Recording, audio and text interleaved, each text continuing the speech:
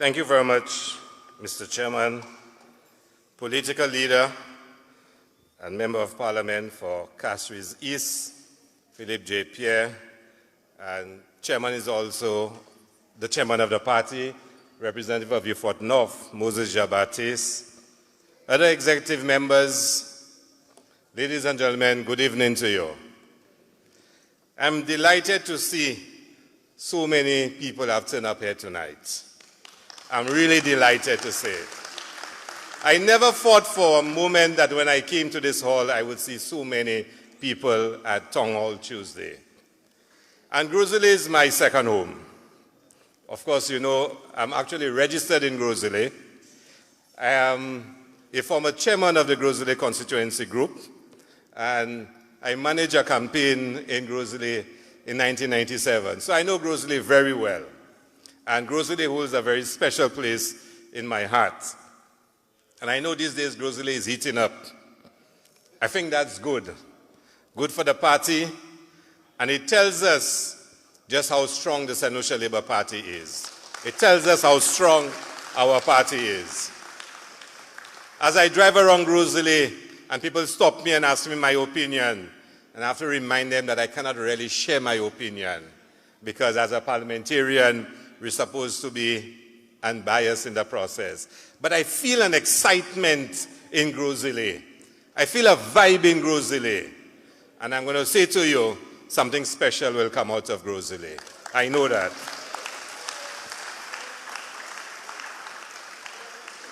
Now, tonight, I have to deal with the issue of CIP.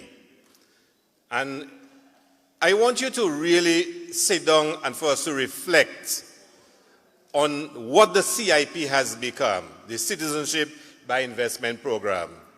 Because in many ways, what has happened to the CIP is a statement of what this government is all about. A government that has vulgarized a program that the Labour Party put a lot of effort into, a lot of thinking into, a lot of checks and balances into. Yet, this government, like they've dealt with many other programs, have destroyed it.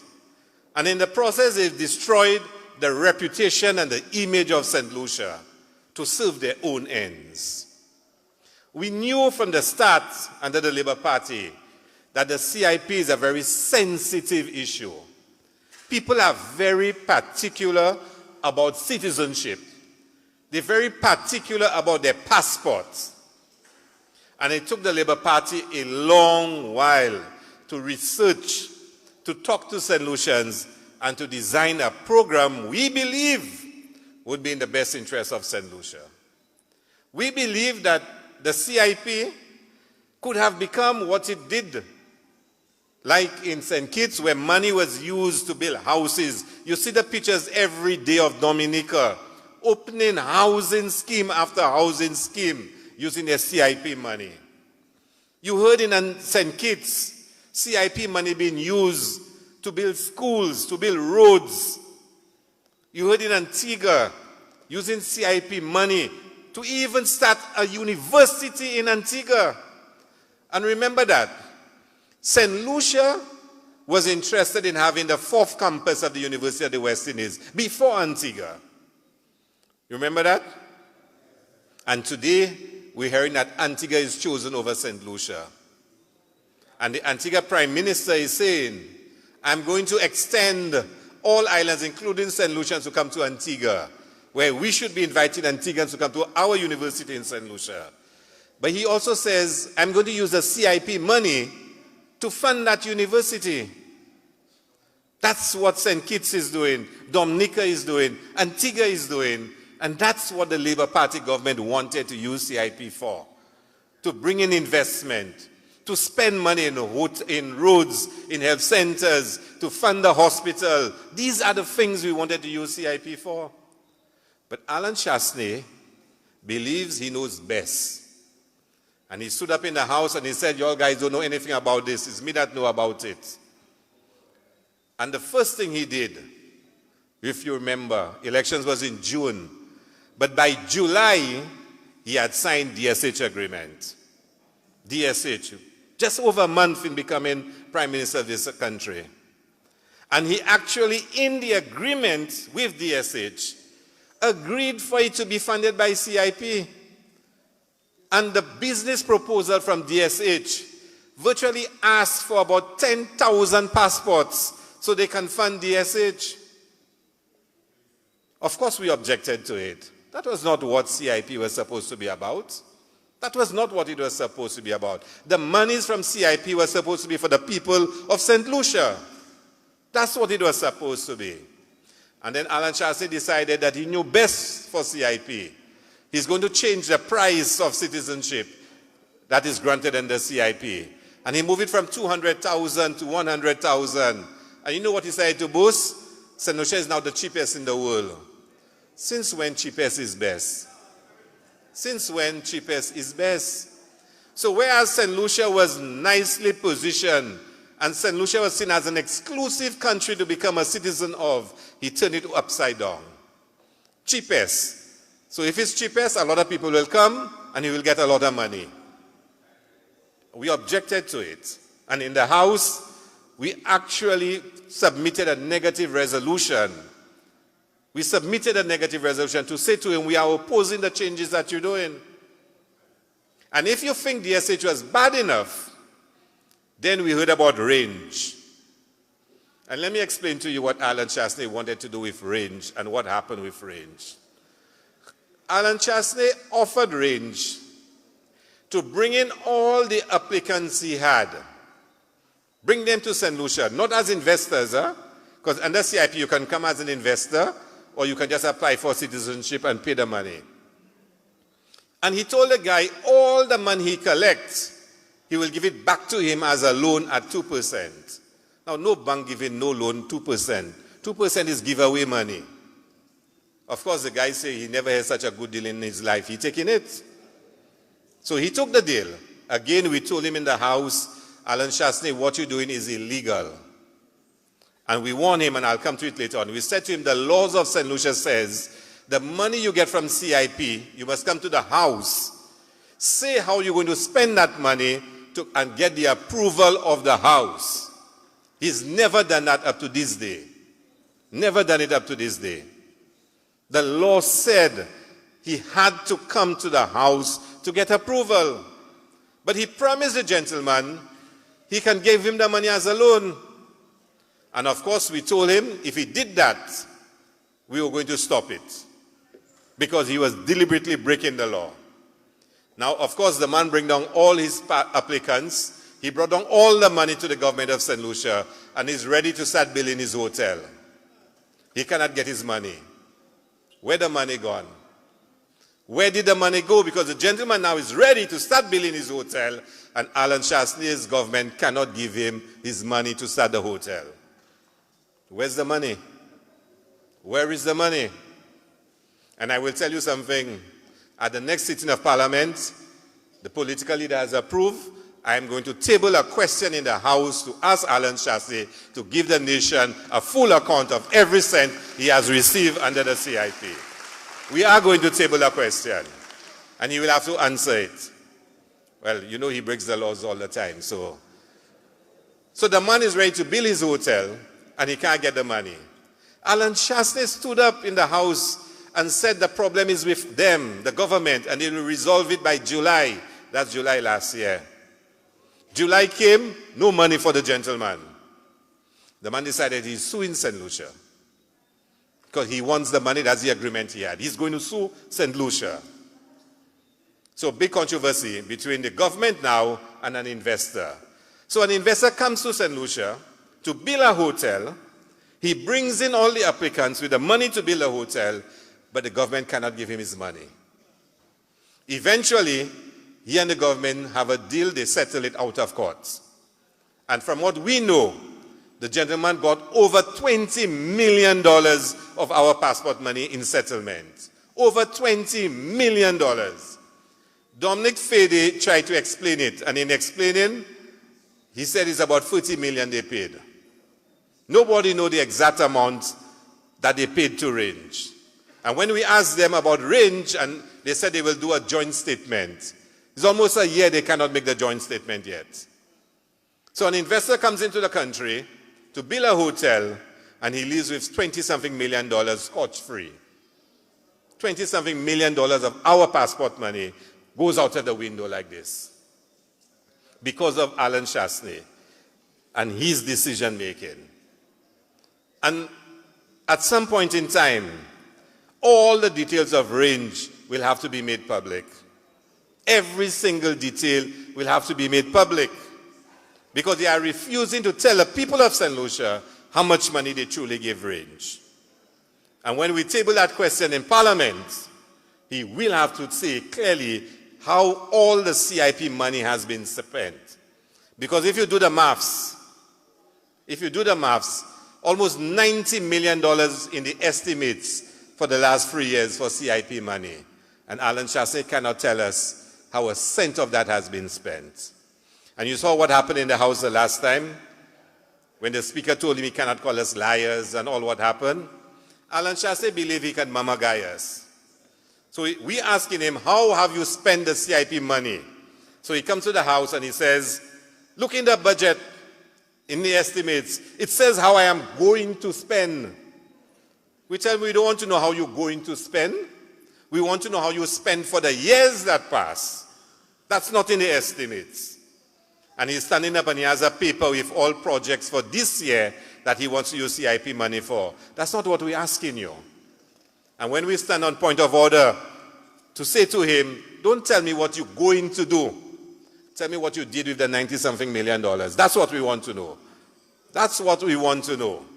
And that's what we're going to keep on asking Alan Chasney to tell the people of St. Lucia how has he spent the CIP money. Where has that money gone? And we're not going to let up in Parliament for him to explain to us what has happened with the CIP money. Now, we've already said as a Labour Party, when we come into government, one of the first things we're going to do is review everybody that has gotten citizenships under the CIP. We have to do that. Because we have reason to believe that proper due diligence was not done in some cases. Was not done in some cases. And at the right time, a lot more will be said about that. But we have to review all the persons that were given, because as far as we know, there was political interference in granting citizenship. And if there was political interference, we need to expose it. Why were certain people given directives to be given citizenship? We need to get to the bottom of it. We need to know how the money has been spent. And these are important things for us in the CIP, because the laws that were passed were very clear about being accountable. Very clear about being accountable. So yes, we will have to review all the applications that were granted and make sure they were done properly. We have to. Now, a few days ago, somebody sent me from China. You heard a lot about Galaxy. Galaxy. Galaxy is in St. Kitts.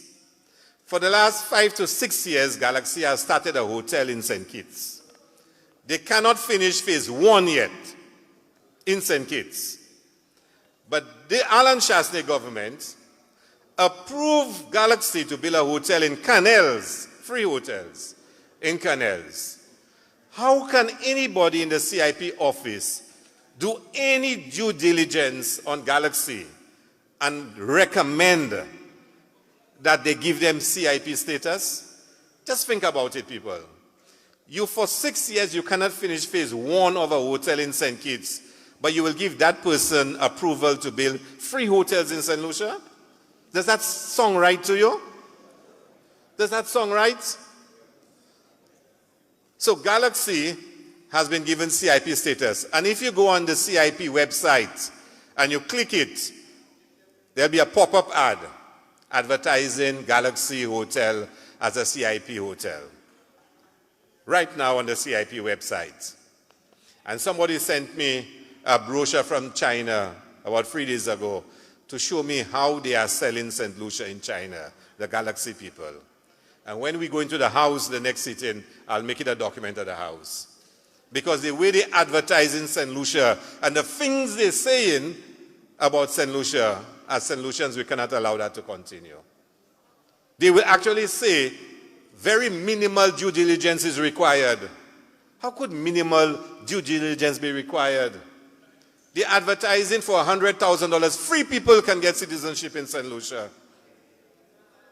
And I'm going to put it as a document at the House for the Prime Minister to explain to the people of St. Lucia, is that the galaxy you give approval? And is that the approval you give them to sell St. Lucia? Because all of that is against the CIP laws. But this is what the CIP has become. This is what it has become. But I'll tell you, what happened in the House at the last sitting? The National Economic Fund. Now let me explain to you about the National Economic Fund. Under the law that was passed by the Labour Party, all donations under the CIP is supposed to go to the National Economic Fund. You hear me? It's supposed to go to the National Economic Fund. If government is going to use the money in the National Economic Fund, they have to come to Parliament for approval. The law also said the minister will put all the regulations, how the fund's supposed to operate. Alan Chasse decides he doesn't want that anymore. He's going to pass a new law for the National Economic Fund. A new law. The most notable thing about that new law he passed, that new legislation, is that they do not need to come to Parliament to get any approval on how to spend the money again. So under the old law Labour Party had, you had to come to Parliament for approval of how to spend the money. But now, under this new National Economic Act, you do not need to come to Parliament for approval. Cabinet will approve how the money has to be spent. But I've never seen a bad piece of legislation like this. And we've already said one of the first things the Labour Party is going to do is repeal that law. Repeal it. And let me explain to you why. Let me explain to you why. Now, they have a lot of legal mistakes in this, but I don't really want to go into the mistakes that it has. I want to point out to you, listen to this. They said two purposes for the loan. Well, let me go back a little bit. The reason why they're setting up the fund, and listen to this, to advance loans for a government-approved capital project. To advance loans for a government-approved capital project. Now, what does that mean? Let me explain to you what that's going to mean. If government wants to build a road in Beausejour, and they give an award to Fresh Start, Fresh Start will build the road, and government will pay them because it's a built finance arrangement. But the money Fresh Start is going to use is to come back and take a loan from our CIP money. So government has to build a road, government has the money where they can build a road, but they're not going to build a road. They're going to give the contract to somebody who can come and borrow the money from government to build a road. Not to go to a banker. They're going to come and borrow money from government to build a road, and they will repay the loan. But government will also pay them the annual payment for building the road. Now, that's not making sense to me. Because if government have an approved project, now I made sure when I was in the House, I asked the Prime Minister, can you explain to me what's a government-approved project? What's a government-approved capital project? Dominic Fede answered on behalf of the government. And he said, all the capital projects that in the estimates, that's what it's talking about. And how I know that, and I'm just being troublesome. It can never be the projects, it can never be the projects in the budget. Because if government has in the budget, they want to build a school, they want to build a road, they want to build a health center, and you have money from CIP in a fund, just use the money. Why would you take that money, give the loan to a contractor to go and build a road for you? That's not making sense. The other reason is to provide money for people to make investment in government-approved projects.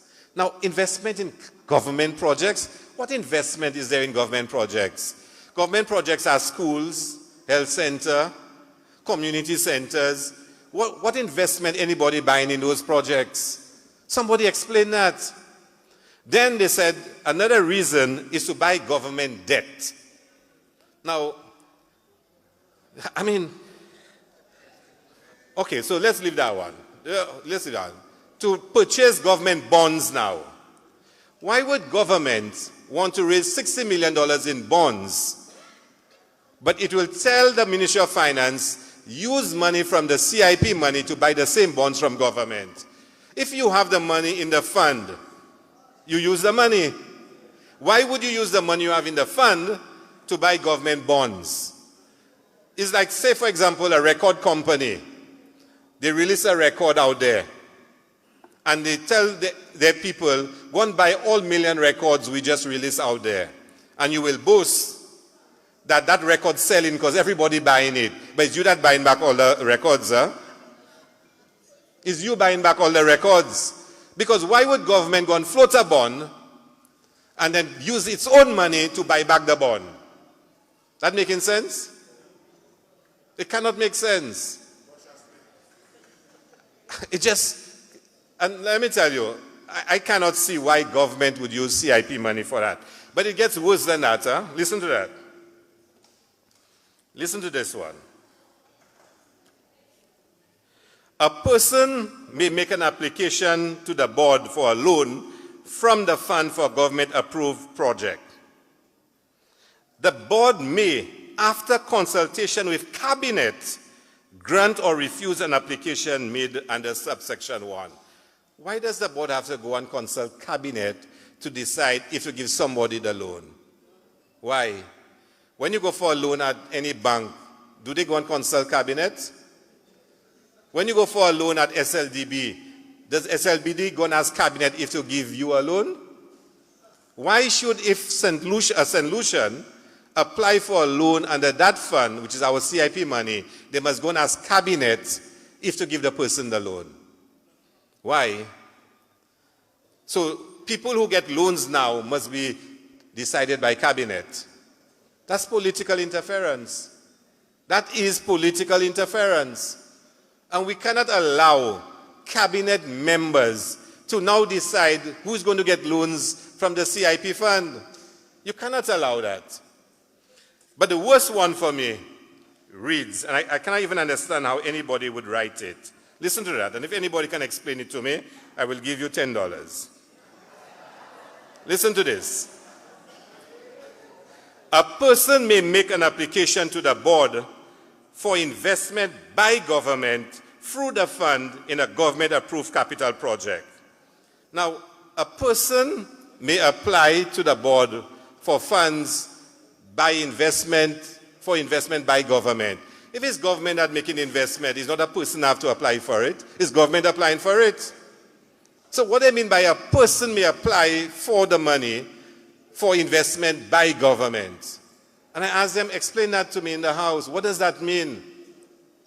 What does that mean? Who are those persons that will be taking CIP money to make investments for government? Who are those persons? When you read this bill, this is one of the worst statements of corruption in St. Lucia. This is one of the worst statements of, they are institutionalizing corruption in St. Lucia. And this bill comes just after they pass another bill in the House to do with tourism concessions. The government passed a bill, and let me explain to you. Right now, if you come in to build a hotel, you apply for concessions, the law says what you get. If you invest in X amount, you get these concessions. If you invest this amount, you get those concessions. They pass a bill, they pass a new law that says cabinet have the right to top up investments, incentives that people get at the discretion of cabinet. So it means now, if Earl and I come and we apply for concessions, the law says we must get, we must get. But if they want to give girl extra, they pass a law that will allow them to give their friends extra on top of what the law says we must get. Now, how can that be right? How can it be right that the law says if I invest X amount, that's what I get? But you pass a law that gives you the right to give anybody you want extras to what the law says you should get. All you're doing, you're giving yourself the right to give your friends more than what the law said they should get. That's exactly what the law says. And Dr. Anthony has warned them that the day they come to Parliament with any statutory instrument to show they give anybody any extras under that law, he's going to go to court to stop it. And he has to do it. Because again, this government is legalizing corruption in St. Lucia. Legalizing corruption in St. Lucia. Now, we've reached a point in St. Lucia where we have to make a very powerful statement about whether or not this government can even think, if St. Lucians can even think of re-electing this government. Cannot allow this government to be re-elected in St. Lucia. Every single one of us, every patriotic St. Lucian have to stand up and do whatever is necessary according to our laws to stop this government.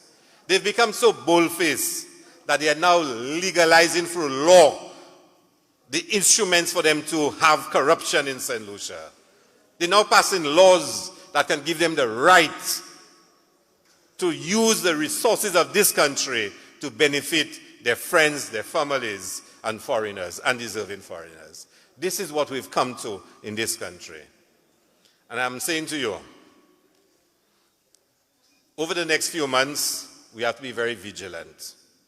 Very, very vigilant. Because this government is not going to give up power easily. They will not give it up easily. They've gotten accustomed to the benefits of government. And they're doing it, and they believe that St. Lucians will turn a blind eye to it. They believe that St. Lucians do not care about corruption. And when I asked one of them, how could you all even sit down and support that? You know what he said to me? The only worst thing than Shasney is if you all win and win opposition, I go get nothing again. You understand the thinking? You understand the thinking? The only thing worse than Shasney is if we win and they lose and they're out there and they're not getting nothing again. So they have a vested interest to remain in power. And they honestly believe St. Lucians won't care about corruption. They honestly believe St. Lucians don't care about good governance. That once we pass a little thing, the people will be happy. And that's what they think of St. Lucians. And we have a responsibility to make a statement that we are worth more than that as St. Lucians. That we can stand up and say to the government, any government, whether Labour Party or UWP, that corruption must be a no-no in St. Lucia. That is our responsibility. And I can tell you, I don't hear, people might say Labour Party, people believe they're bright, we think we this, but you don't hear corruption and Labour Party in the same breath. You don't hear that. You don't hear that. If anything, you hear Labour Party want too much good governance. Sometimes you hear that. We don't take care of our people because we always want to go according to the law. That's how it should be done. We have to do the right things and do it the right way. But this government is insulting us every single day because they believe they can do what they want. So Alan Shasney's latest thing is that when he starts projects at the ending of this year, next year, he bamboozles St. Lucians. He'll start so many projects, he'll just be re-elected. But we must remind St. Lucians of the corruption that is taking place in this country. And when there is corruption, there are less resources to spend on the development of the people. That's important. You must always remember that. When there is corruption, there are less resources to spend on the people of the country. Less money to spend on health centers, on health care, on education, on roads. That's what's happened when you have corruption. And we must educate our people. And there are people who benefit from it, and they will justify it. Don't waste your time with some of them. Don't. I see some of you on Facebook arguing with some of them. Don't waste your time. Let's be focused. Let's keep our eyes on the prize, what we have to do. Because the day of reckoning is coming very soon. My 20 minutes is up. Thank you very much, ladies and gentlemen.